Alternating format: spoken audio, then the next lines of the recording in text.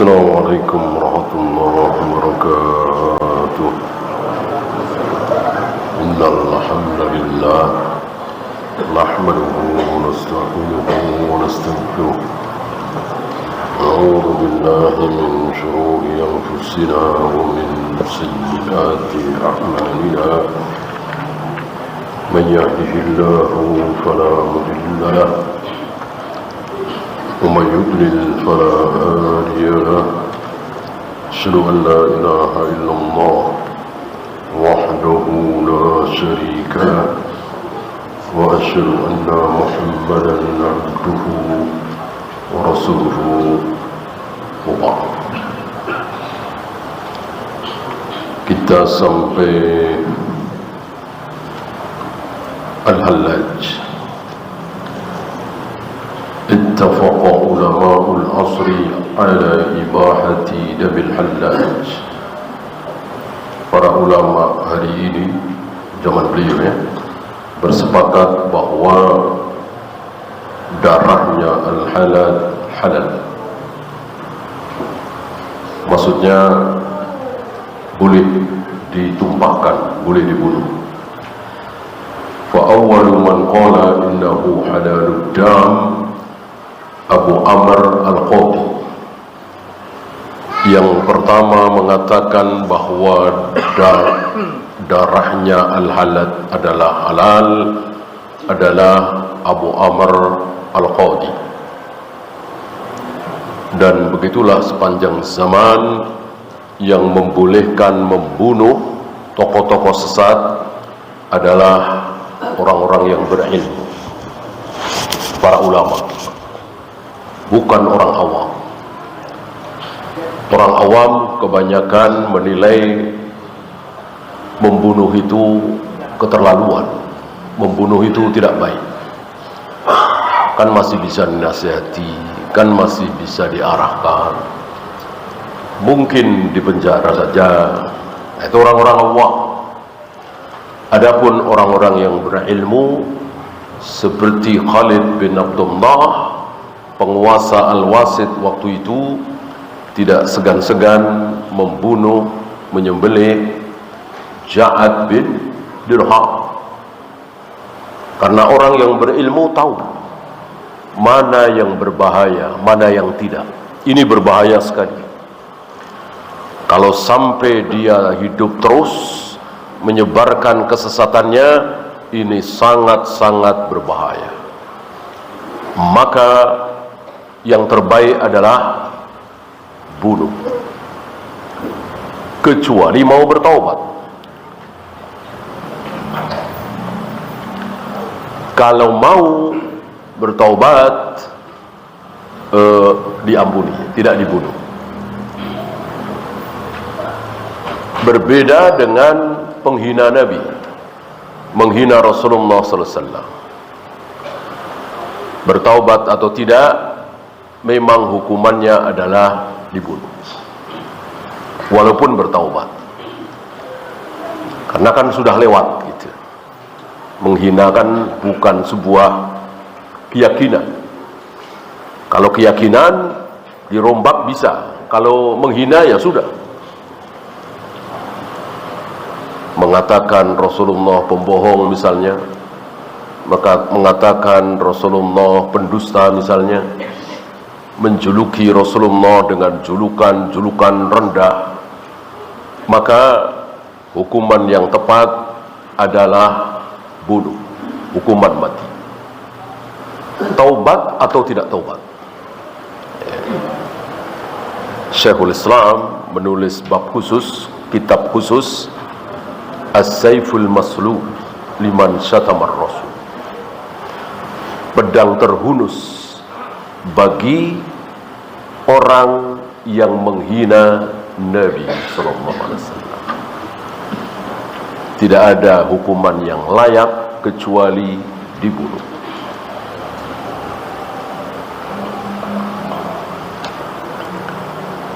Karena terlalu mulia beliau untuk dihina, dihujat, direndahkan, dicaci maki. Terlalu mulia beliau. Jika yang menghina itu orang-orang kafir, maka Allah tidak tinggal diam. Mungkin nanti masih ingat kisah di mana para sahabat atau tabi'in atau atba'ut tabi'in ketika berperang melawan orang-orang kafir nggak menang-menang, nggak selesai-selesai. Perang di hari itu kan ya seminggu selesai, 3 hari selesai. Perang Badar kan cuma beberapa jam, ya kan? Begitu pula perang Uhud, tidak seperti hari ini bertahun-tahun, kan begitu.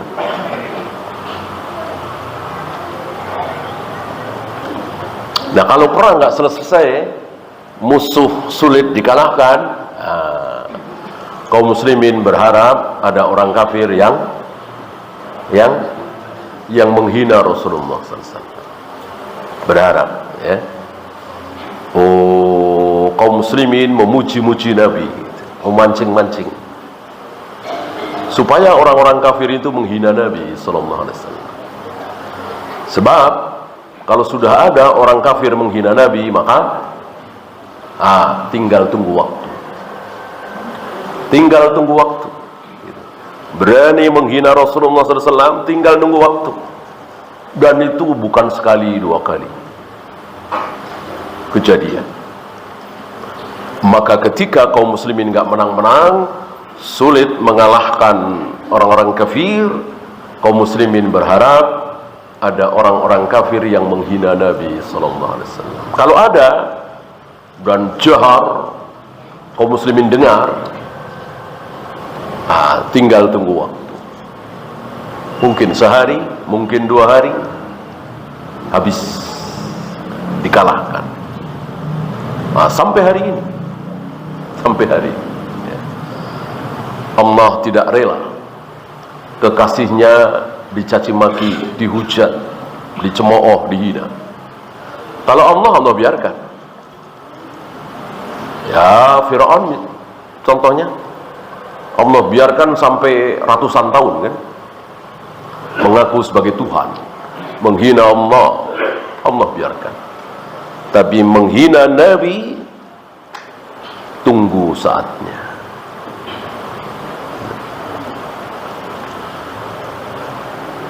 Ya, kita lanjut. Wal ijma'u dalilun ma'sumun minal khata'. Ijma', antum tahu ijma' ya? Ijma' adalah dalil yang maksum. Maksum apa? Yang pasti benar, terjaga kebenarannya. Minal khata', dari kesalahan. Jadi kalau ijma' nggak mungkin salah. Ijma' pasti benar.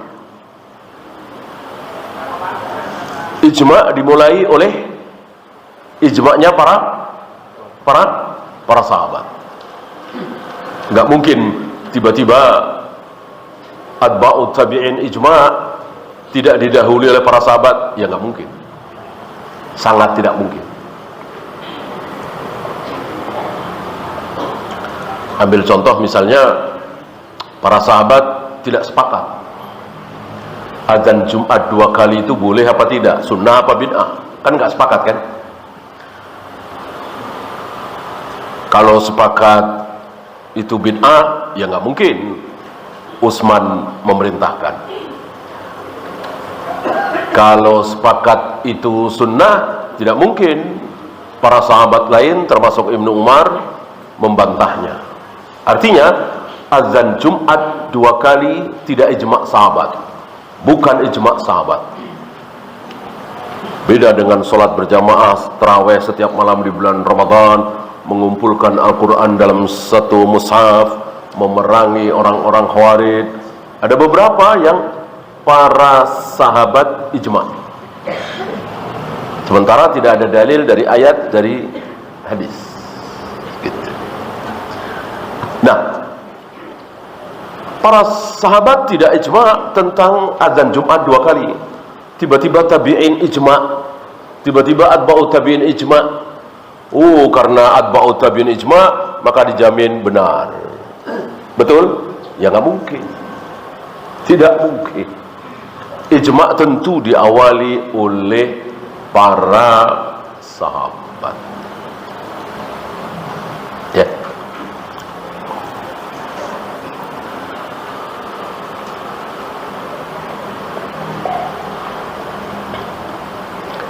An Abi Hurairah qala Rasulullah sallallahu alaihi wasallam, beliau membawakan dalil dari Abu Hurairah. Syahli mengatakan bahwa ini dikeluarkan oleh Al-Imam As-Saqawi.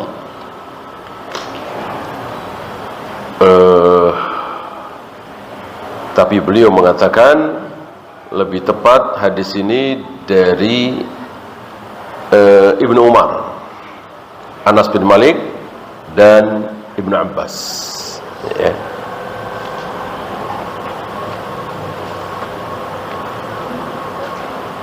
Dan ini tidak masalah, ya. Dan ini tidak masalah. Ketika sebuah hadis, seorang perawi hadis tabi'in ragu, aku dengar ini kalau nggak salah dari Ibnu Abbas atau Abu Hurairah, gitu. Lupa dia. Seorang tabi'in menyampaikan kepada muridnya, aku dengar hadis ini kalau nggak dari Abu Hurairah, dari Ibnu Abbas, aku lupa. Apakah lupanya di sini memudaratkan? Jawab tidak. Tidak. Mau Ibnu Abbas, mau Abu Hurairah, mau Ibnu Mas'ud, tidak mudarat. Tidak menjadikan hadis itu menjadi dhaif. Kenapa? Kenapa? Kullu sahabatin udul. Karena seluruh sahabat adalah adil. Seluruh sahabat adalah siqah. Seluruh sahabat boleh diterima periwayatannya. Maka mau Ibnu Abbas, mau Aisyah, mau Abu Hurairah, mau Ibnu Mas'ud, enggak masalah. Ya, ya jangankan sahabat, taruhlah tabi'in atau atba'ut tabi'in seperti Sufyan bin Uyainah dan Sufyan Ats-Tsauri, kan sezaman. Dua-duanya adalah guru dari Imam Syafi'i. Nah, ketika Imam Syafi'i mengatakan haddatsana Sufyan, enggak disebut apa Sufyan bin Uyainah, apa Sufyan Ats-Tsauri. Apakah hadis ini menjadi dhaif, mudarat, illah qadhiha? Tidak. Kenapa? Karena baik Sufyan Ats-Tsauri atau Sufyan bin Uyainah, dua-duanya siqah, dua-duanya adil, dua-duanya boleh diterima periwayatannya, gitu ya. Berbeda ketika seorang periwayat hadis mengatakan haddatsana As-Suddi, telah menceritakan kepadaku As-Suddi. Padahal As-Suddi ada dua, yang satu siqah, yang satu tidak, yang satu ahlu sunnah, yang satu rafidah, yaitu As-Suddi kabir dan As-Suddi shaghir. Maka ketika seorang perawi mengatakan haddatsana As-Suddi, telah menceritakan kepadaku As-Suddi, maka hadis ini jatuh, istilahnya illah qadhiha, penyakit yang menyebabkan hadis itu menjadi dhaif, bahkan maudhu. Karena saking hati-hatinya para ilmuwan hadis ini, para perawi hadis ini, ketika diragukan maka lebih baik ditinggalkan. Di sini beliau tidak yakin kalau diriwayatkan oleh Abu Hurairah, tetapi hadis ini tidak masalah. Bagaimana bunyi hadis itu? Innallaha ajarakum, sungguh Allah telah menyelamatkan kalian. Allah telah menyelamatkan kalian dan akan menyelamatkan kalian. Apa? An tajtami'u ala dolalatin, bahwa kalian akan bersepakat dalam kesalahan. Allah selamatkan. Artinya tidak mungkin. Siapa kalian di sini? Siapa kalian di sini? Siapa lagi kalau bukan sahabat? Bukan kaum muslimin se-Indonesia, bukan kaum muslimin Mesir, bukan kaum muslimin Saudi, bukan. Kaum muslimin, ulama-ulama Mesir sepakat tentang satu permasalahan dan ternyata itu salah. Mungkinkah? Mungkinkah? Mungkin. Ulama se-Indonesia sepakat bahwa musik itu halal misalnya. Mungkinkah kesepakatan itu salah? Mungkin. Ulama se-Saudi sepakat bahwa cadar itu wajib bagi perempuan. Ternyata kesepakatan itu salah. Mungkinkah? Mungkin. Yang tidak mungkin adalah kesepakatan para sahabat. Ya.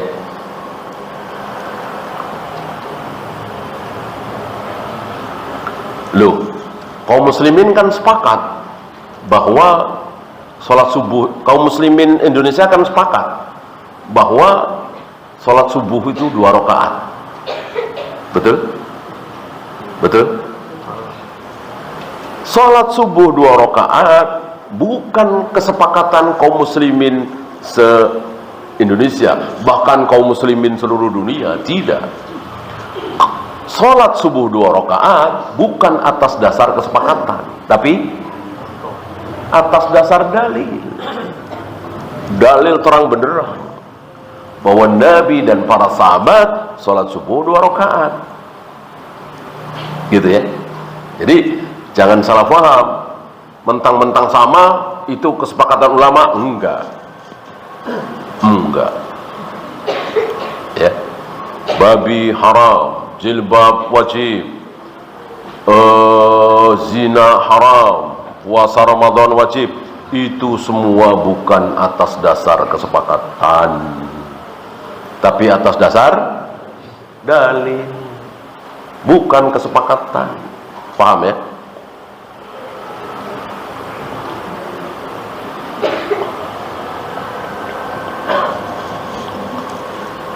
Untuk mendapatkan contohnya di kalangan tabi'in, atba'ut tabi'in, sulit. Saya nggak mengatakan nggak ada ya, tapi sulit. Apalagi kaum muslimin Indonesia, Malaysia, Mesir, Saudi, lebih sulit lagi. Adapun sahabat, ada. Sudah kita bahas tadi ya. Artinya, ketika Nabi masih hidup, hal tersebut belum ada. Ketika Nabi masih hidup, belum ada kesepakatan itu. Kesepakatan itu terjadi setelah Nabi wafat, setahun, 2 tahun, atau 3 tahun. Itu ada, gitu ya. Nah, adapun 100 tahun kemudian, 200 tahun kemudian, 300 tahun kemudian, sulit kita mencari kesepakatan ulama, padahal tidak ada di ayat, tidak ada di hadis. Kalau sahabat bisa tadi, walaupun nggak banyak ya. Salat tarawih berjamaah setiap malam di bulan Ramadan, mengumpulkan Al-Quran dalam satu mushaf, memerangi sesama muslim yang menyimpang ya. Ini semua kan belum ada di zaman Nabi. Tapi kenapa para ulama sampai hari ini membenarkan itu semua? Karena para sahabat sepakat.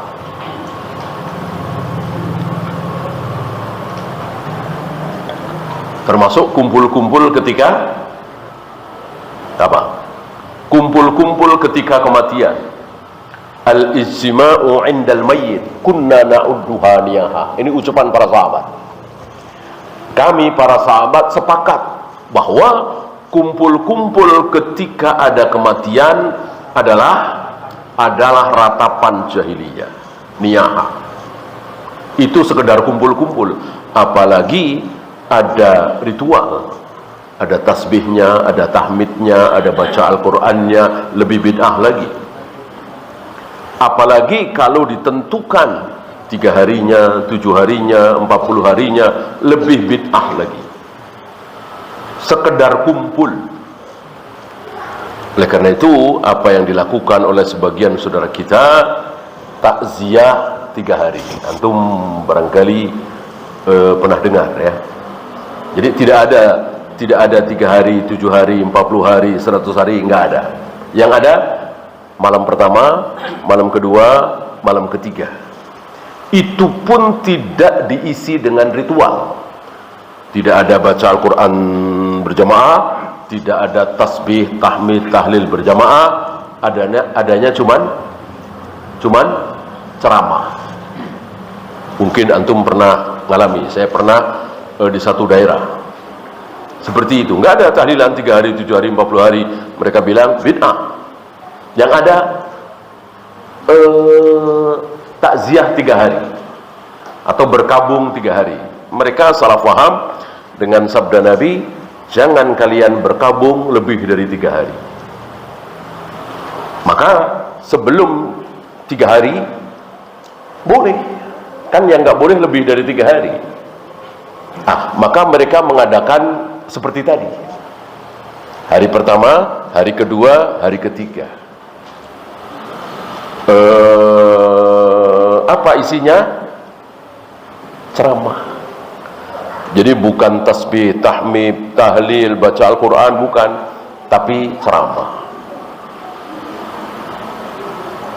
Sunnah apa bid'ah kira-kira? Bid'ah. Bid'ah, sama-sama bid'ah. Kan kumpul. Jelas itu kumpul. Sepertinya mereka mungkin belum sampai hadis ini. Al-ijtima'u indal mayyit kunna na'udduha niyaha. Kumpul-kumpul ketika ada kematian, kami para sahabat sepakat bahwa itu adalah ratapan jahiliyah.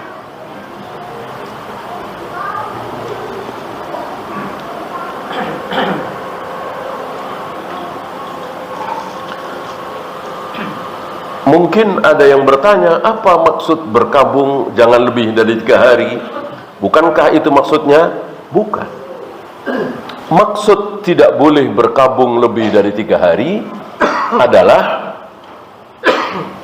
ketika ayah kita meninggal, ketika ibu kita meninggal, ketika anak kita meninggal, ketika istri kita, suami kita meninggal, biasanya kita bersedih berkabung. Apa berkabung itu? Tidak dagang, biasanya dagang, ini enggak dagang. Tidak ke sawah, tidak bekerja ngantor. Kenapa? Karena ayahnya meninggal, atau ibunya meninggal, atau anaknya meninggal, keluarganya meninggal, gitu. Itu boleh, tapi jangan lebih dari 3 hari, itu maksudnya.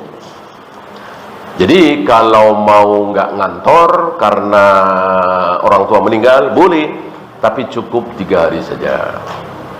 Nggak dagang karena keluarganya meninggal, boleh, tapi cukup 3 hari saja. Bukan diisi dengan ceramah seperti tadi, kumpul-kumpul, gitu ya. Nah, ini kesepakatan sahabat. Karena kelompok ini, saya katakan jelas mereka ini kelompok ya. Pedoman kita adalah Al-Quran dan hadis, titik. Al-Quran dan hadis, titik. Gitu.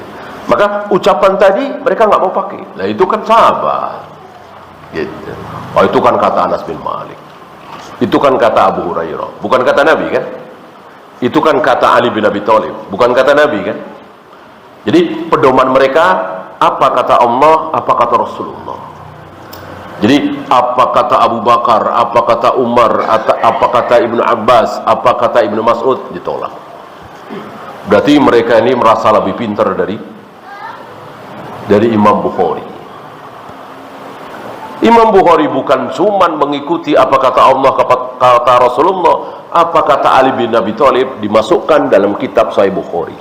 Belum lama kita bahas di majelis ini kalau tidak salah. Ketika Ali bin Abi Thalib sepulang dari perang, pulang ke Kufah, sudah terlihat rumah-rumah di Kufah, udah dekat sekali berarti, tapi sholat asar masih masih 2 rakaat qasar.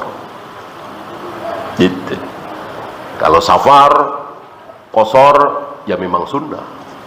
Nah, ini kan sudah terlihat rumah-rumah di Kufah itu, ya, Ali kan rumahnya Kufah, bukan Madinah lagi.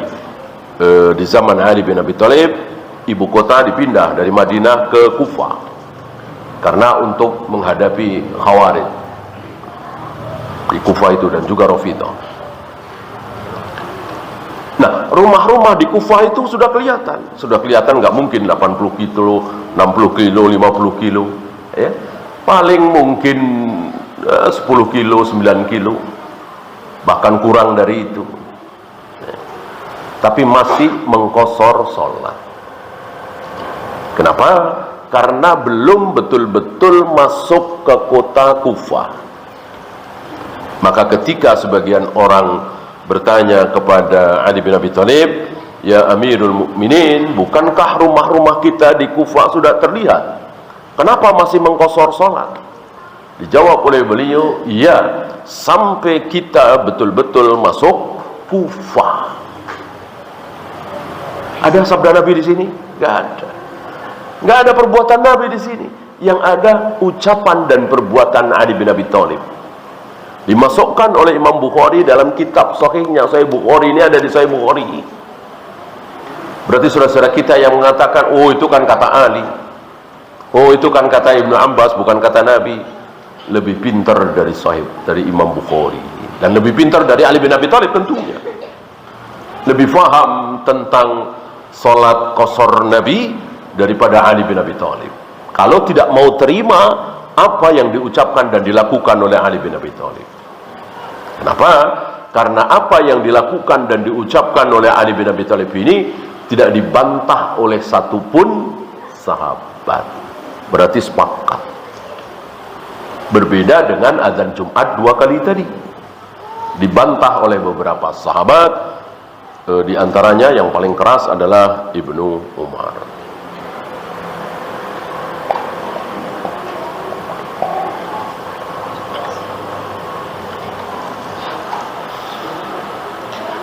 Wa an Abi Bakr Muhammad ibn Dawud al-Faqih al-Asbahani. Beliau membawakan ucapan Abu Bakar Muhammad bin Dawud al-Faqih, maksudnya ahli fikih, al-Asbahani dari Asbahan, bekas Parsi yang sudah ditaklukkan oleh kaum muslimin.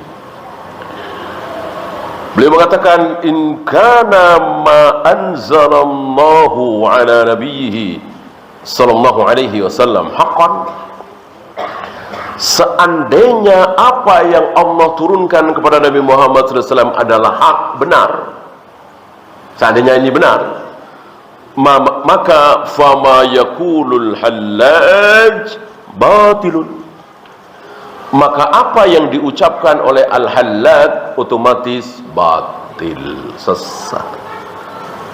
Begitulah para ulama, tinggal pilih mau mengikuti ucapan Nabi yang utusan Allah, yang tidak pernah berbohong, yang tidak pernah menyembunyikan wahyu, atau mengikuti al-hallaj. Silakan.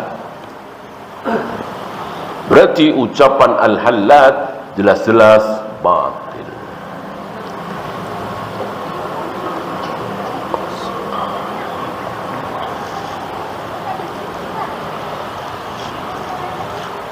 Wa kana syadidan alaih, beliau sangat syadid, sangat keras terhadap al-hallaj. Dan begitulah para imam, keras terhadap orang-orang yang terkena syubhat daripada terkena syahwat. Terhadap pelacur, penjudi, pemabuk, pezina, masih tidak terlalu keras gitu. Karena mereka memang merasa bahwa mereka sedang berbuat salah, berbuat dosa. Tetapi terhadap ahlul batil, ahlul bidah, ahlul syubhat, keras. Kenapa? Karena mereka tidak merasa sedang berbuat salah. Bahkan mereka merasa sedang berjihad, sedang berjuang, sedang beribadah, sedang mencintai Allah dan Rasulnya, dan seterusnya dan seterusnya. Maka mereka melakukannya dengan penuh kesombongan, yakin. Seperti kemarin hari Senin ya, dengan mantapnya, dengan pedenya, merasa sedang berbuat kebaikan saat memperingati Maulid Nabi ya, sebagai tanda bahwa kita mencintai Nabi, kita memuliakan Nabi, kita betul-betul pengikut Nabi SAW, lalu merayakan Maulid Nabi. Otomatis mereka mengatakan yang tidak merayakan Maulid Nabi berarti tidak cinta kepada Nabi, tidak memuliakan Nabi. Berarti termasuk para sahabat, para tabi'in, atba'ut tabi'in. Berani mereka mengatakan para sahabat, para tabi'in, Abu Bakar, Umar, Utsman tidak cinta kepada Nabi? Karena para sahabat, tabi'in, atba'ut tabi'in tidak ada yang kenal Maulid, tidak ada yang merayakan Maulid satu pun. Bahkan kata-kata Maulid belum ada, tidak masyhur sebagai sesuatu yang ada dalam syariat Islam. Tidak seperti hari ini, resmi negara diliburkan tanggal merah ya. Padahal para sahabat, tabi'in, atba'ut tabi'in nggak kenal apa itu Maulid.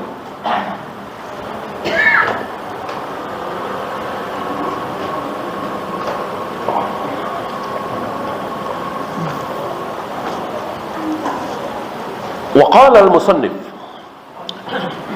beliau mengatakan, wa qad ta'assaba lil hallaji jama'atun minas sufiyah.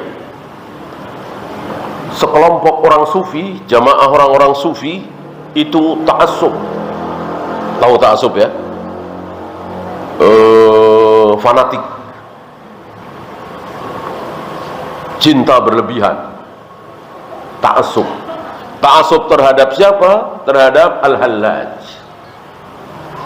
Jadi antum tahu jawabannya kenapa sesat siapa misalnya Mirza Ghulam Ahmad yang mengaku sebagai nabi punya pengikut, bahkan fanatik, bahkan yakin gitu. Nah, termasuk Al-Hallaj, termasuk Syekh Siti Jenar yang dihukum mati di tanah Jawa ini. Adakah pengikutnya? Ada. Setiap kesesatan, penyebar kesesatan pasti ada pengikutnya, karena dibantu setan, iblis.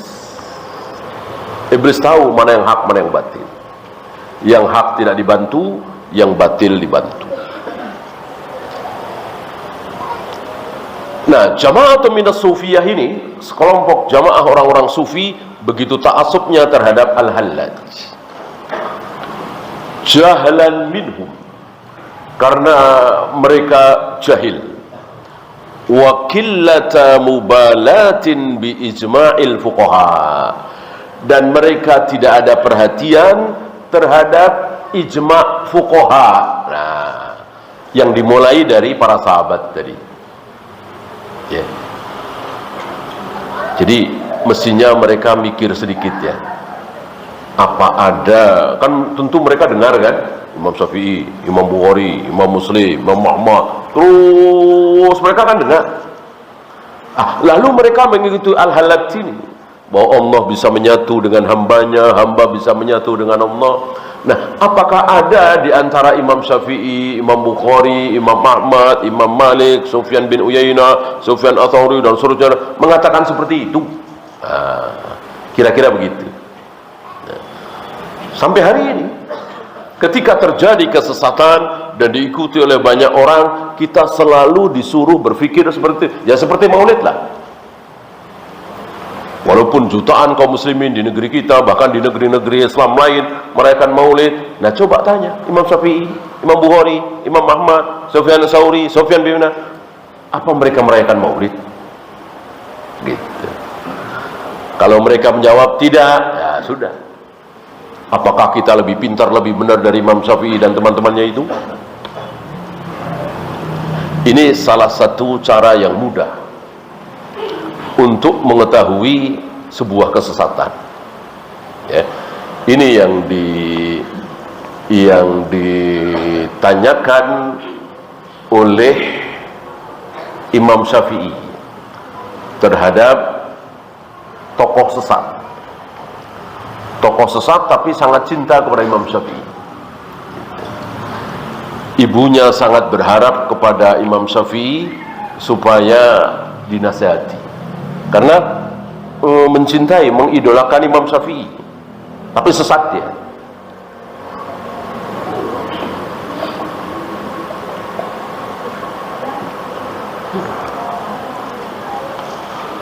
Nah, salah satu dialog Imam Syafi'i dengan tokoh sesat ini yang mengatakan Allah tidak bersemayam di atas arsy, Allah tidak punya tangan, Allah tidak punya wajah, Allah begini-begini, Allah tidak mengambil Ibrahim sebagai khalil.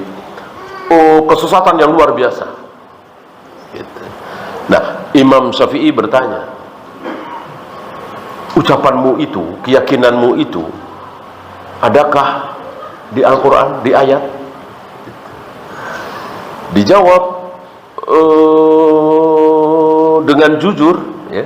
Jadi orang sesat zaman dahulu itu jujur. Sesat tapi jujur, ya. Dijawab dengan jujur, nggak ada, jujur. Ya emang nggak ada. Di Al-Quran kan jelas Allah bersemayam di atas arsy, Allah menjadikan Ibrahim sebagai khalil, Allah menciptakan Adam dengan kedua tangannya. Justru dia mengatakan berlawanan. Gitu. Maka Imam Syafi'i bertanya, yang engkau ucapkan, yang engkau yakini ada di Al-Quran? Dijawab dengan jujur, nggak ada. Imam Syafi'i bertanya lagi, ada di hadis? Ada di hadis, sabda-sabda Nabi? Dijawab lagi dengan jujur, tidak ada. Tidak ada. Imam Syafi'i bertanya lagi, barangkali dari sahabat? Ada sahabat yang mengucapkan seperti itu? Dijawab, tidak ada juga. Emang nggak ada, ya kan? Jujur. Lalu Imam Syafi'i bertanya, terus dari mana? Engkau mengucapkan seperti itu dari mana? Langsung dia menunjuk ke kepalanya, ya. Dari pikiranku sendiri, jujur. Jadi ijtihad sendiri, parang sendiri. Gitu. Yang kadang baca satu ayat, baca satu hadis, lalu dipikir, disimpulkan. Seperti wallahu khalaqa kulla syai'. Allah telah menciptakan segala sesuatu. Segala sesuatu diciptakan oleh Allah. Allah telah menciptakan segala sesuatu. Segala sesuatu termasuk Al-Quran apa tidak? Menurut tokoh ini, ya termasuk. Orang segala sesuatu, kecuali Allah kan? Termasuk Al-Quran. Berarti Al-Quran diciptakan oleh Allah. Kalau diciptakan oleh Allah berarti makhluk. Itu dia kira-kira seperti itu, ya. Baca satu ayat, baca satu hadis, berpegang kepada terjemahan, berpegang kepada lugha, lalu menyimpulkan dengan kesimpulan dia sendiri. Ucapan Abu Bakar, ucapan Umar, ucapan Utsman, ucapan para sahabat tidak diambil. Ya, itu yang membuat terjadinya firqah, sempitnya ilmu. Beda dengan para ulama, dikumpulkan dulu ilmu. Apa kata Allah, apa kata Rasulullah, atau apa kata para sahabat. Tidak mudah-mudah menyimpulkan.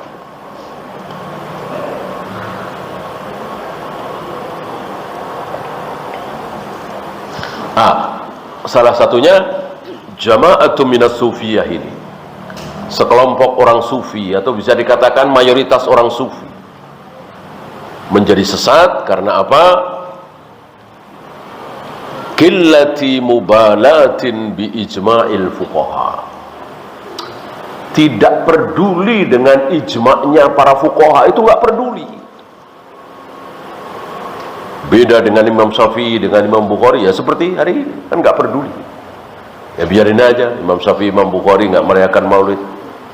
Biarin saja Imam Bukhari, Imam Muslim, Imam Ahmad nggak merayakan Tahun Baru Islam. Kan ini baik. Gitu. Jadi tidak ada takzim terhadap para ulama.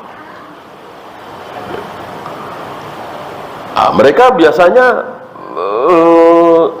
seperti apa? Istilahnya katak dalam tempurung. Sempit sekali, yang dilihat itu sempit. Kiai-kiai di tanah Jawa, para ajengan, para buya, itu kan sempit.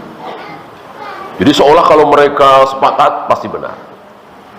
Imam Syafi'i nggak dilihat, Imam Bukhari nggak dilihat, Imam Malik tidak dilihat, kan jadi sempit sekali. Yang dilihat ya ulama-ulama Jawa Timur, atau ulama Jawa Barat, ulama ini itu, sempit sekali.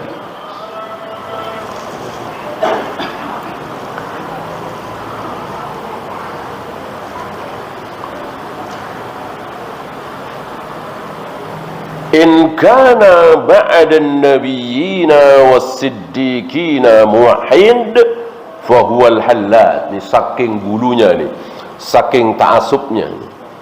Dari contohnya Ibrahim bin Muhammad An-Nasrabadi mengatakan, in kana ba'da an-nabiyyina was-siddiqina muwahhid, kalau ada muwahhid, kalau ada orang yang bertauhid setelah para nabi dan para siddiqin, maka dia adalah al-hallat.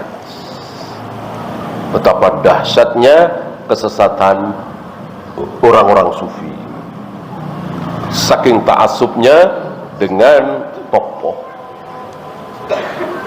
Wallahu. Ya, silakan azan dulu. Sallallahu ala Muhammadin sallallahu alaihi wasallam. وآخر دعوانا الحمد لله رب العالمين.